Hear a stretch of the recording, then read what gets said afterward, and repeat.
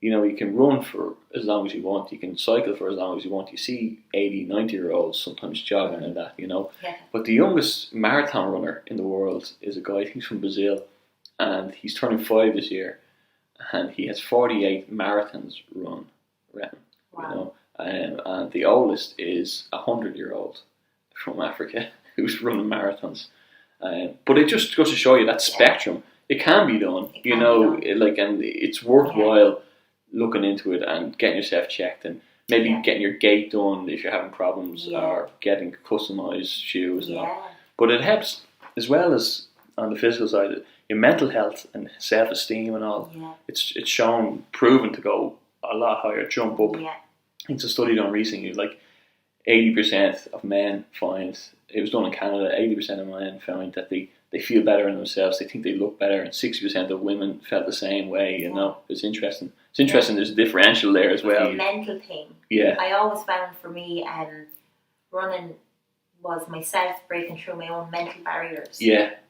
Something I thought I couldn't do, I was doing. Yeah. And I could, while I was having the cyst removed, and they punctured, my bowel was punctured.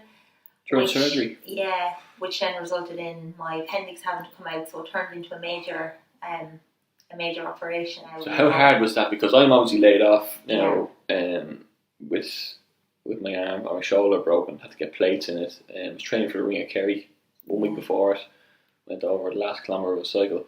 But I find, I only have to stop for 6 weeks, right? I presume you might have had to stop for longer. Months, yeah. I think the mental thing is a tough thing to take on as well, isn't it? Did you find that or was it more physical, getting back into it? Yeah, I think mental and physical. Yeah, both, yeah. Because I had to do stuff, I had to find something, first of all, that I could do. Yeah. That wasn't as hard on me as running would have been. So you weren't too bad in terms of, you didn't lose your fitness, did you? Or did you lose it a bit? Yeah, I did. Now I noticed even with my running.